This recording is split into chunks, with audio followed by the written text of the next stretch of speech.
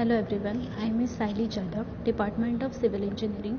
So in this contracts and accounts subject, we are starting our next one chapter, that is chapter number 5, specifications. The weightage is 12. So in this specification chapter, we are learning the necessity and importance of specifications. Then the techniques of framing specification of different items are explained in this chapter. The paragraph from standard specification booklet are taken from PWD books. A specification is a statement of particulars. So for execution of any item of work, specifications are written by expert of a particular field. So in this chapter, necessity, purpose, methods of writing specification and its types are explained in detail. So let us start specifications. Now the necessity and importance of specification. First one, necessity. A specification is a statement of particulars.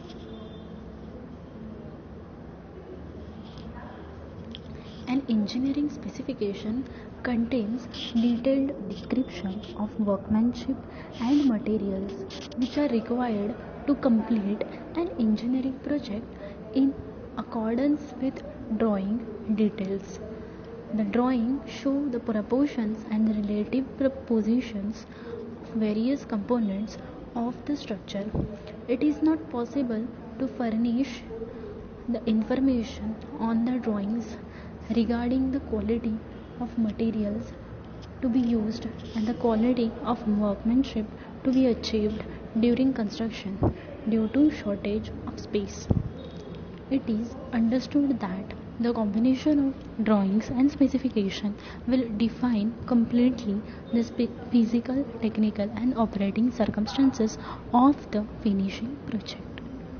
Thus, details regarding materials and workmanship are conveyed in a separate contract document which is known as specification of the work.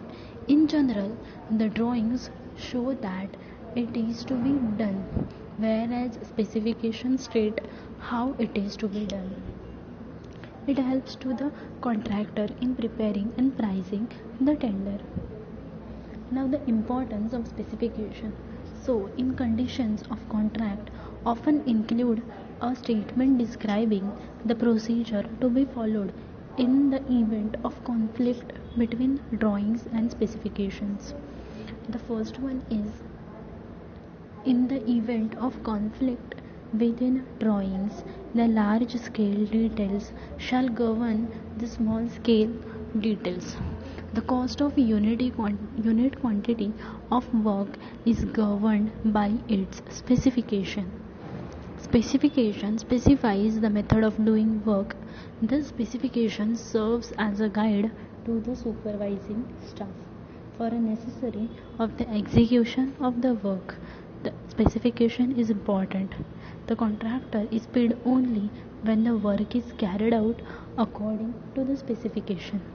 To given the required information for an item of work. Any changes in specification changes the tendered rate. Okay, these all are the importance in specification. Now the next one is points to be observed in framing the specification. So the first one is method of writing specification and the specification paragraph. The specifications are prepared by engineer or architect. While writing the specification, it is not known who will be the contractor. Therefore, while writing the specification, care is taken that it should be clearly understood by the supervisors, workmen, contractors, etc. Some of the requirements. The simple and clear language should be used. Rules of grammar should be adhered to. The wordings should give clear meaning. Then the specification should be brief. Long sentences should be avoided. Then the specification should be fair to all parties. practical limitations of material and workmanship should be kept in view. When all older standard specifications are used for the preparation of new set, care should be taken to delete inapplicable materials. As the specifications are legal documents, they should be concise as far as possible because fewer words will involve less risk or legal difficulties. Then the specification paragraph. So the materials required for work. The paragraph of particular specification should be arranged. That is, the materials. First one is materials required for work. The second one is specifications for material. Then third one is preliminary work before the construction. Then fourth one is the procedure for execution of the work. Then the fifth one is test on materials to be used. Then the cleaning and removing the wastage on a completion work. And the last one is mode of measurements. Okay, all these are the specification rights in paragraph.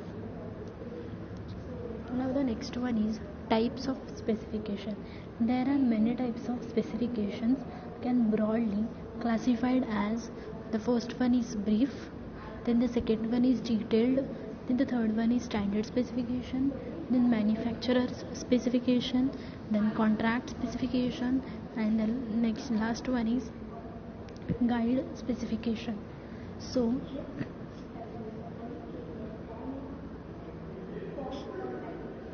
let us see in brief specification. So this is the general specification, gives the nature and the type of materials which are to be used in the different items of works. In other words, it is the brief description of various items of work, specifying the materials, qualities, proportions, etc. This gives the general idea about the whole work. Therefore, it is known as general specification.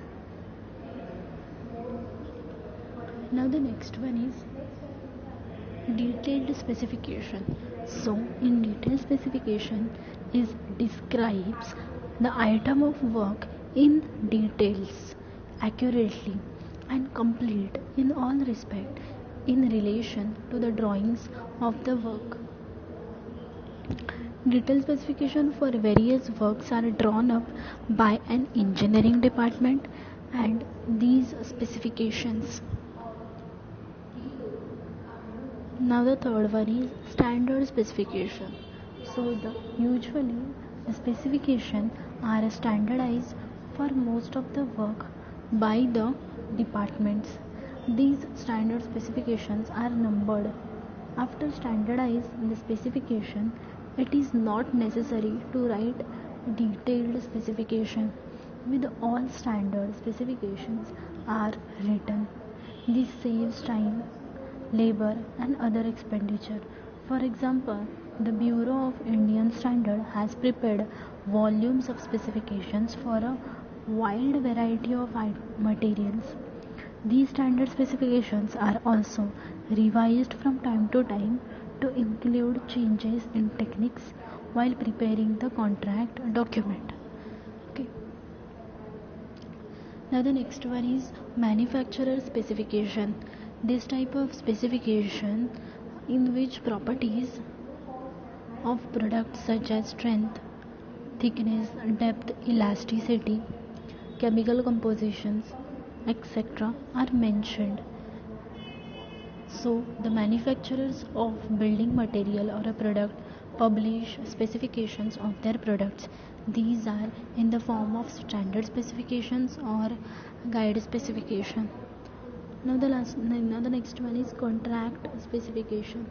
So in contract specifications, it is a specification written for particular construction project, give on contract to a company. The detailed drawing are called contract specification.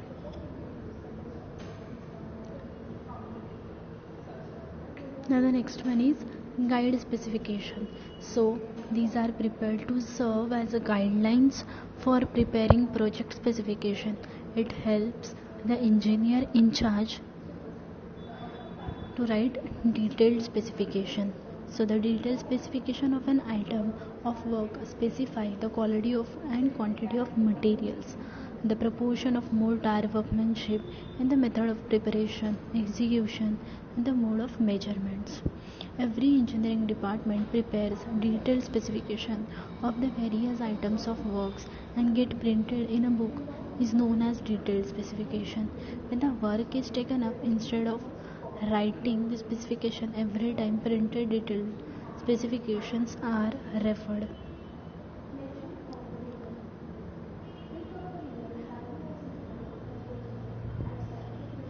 Okay, so these are the types of specification. In next lecture we are learning the preparing detailed specification of items in civil engineering works. Okay, thank you.